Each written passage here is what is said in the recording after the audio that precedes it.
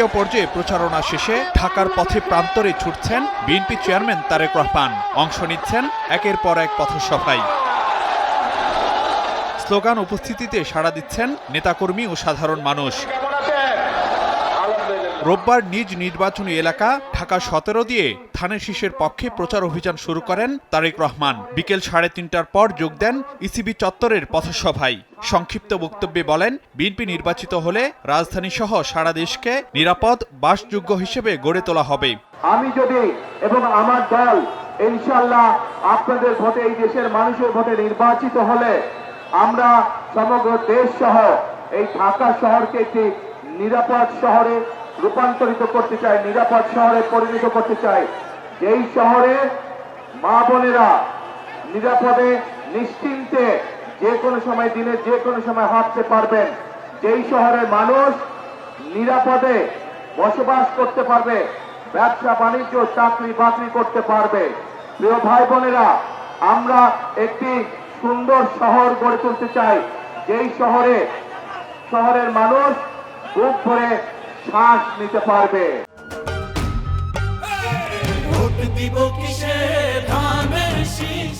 ঢাকা শহরে খেলার মাঠ ও রাস্তা চওড়া করার বিষয়েও প্রতিশ্রুতি দেন তারেক রহমান। আপনাদের দোয়ায় আল্লাহ রহমতে বিএনপি 12 তারিখে সরকার গঠন করলে শুধু এই এলাকাতেই নয়, ঢাকা 17তেই নয়, আমরা সমগ্র ঢাকা শহরে অন্তত 40টি খেলার মাঠ তৈরি করবো ইনশাআল্লাহ।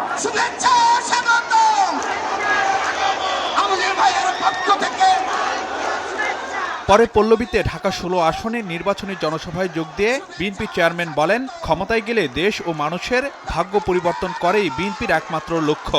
যেখানে আমরা নিজেদের রায় দিয়ে জনগণের সরকার প্রতিষ্ঠিত করতে পারবো। পরবর্তী ধাপ হচ্ছে এই দেশকে পুনর্গঠন করা, এই দেশের মানুষের ভাগ্যের পরিবর্তন করা।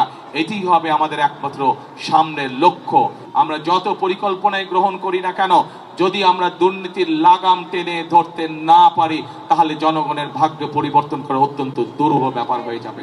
সেজন্য আমরা সিদ্ধান্ত করেছি, যে কোনো মূল্যে আমাদের যত পরিকল্পনা আমরা করেছি সেগুলোকে বাস্তবায়নের জন্য, সেগুলোর সুফল যাতে জনগণের ঘরে পৌঁছতে পারে, তার জন্য আমরা দুর্নীতি এবং আইন শৃঙ্খলা রক্ষা যে কোনো মূল্যে জনগণের জন্য, এই দেশের জন্য আমরা নিশ্চিত করব। এটি আমাদের সর্বোচ্চ সিদ্ধান্ত। রাজধানীর কাফরুলে ঢাকা 15 আসনে নির্বাচনী সভায় তারেক রহমান বলেন, বাস্তবায়নযোগ্য পরিকল্পনা নিয়েছে বিএনপি। দেশকে এগিয়ে নিতে ধানের শীষকে জয়ী করার আহ্বান জানান তিনি।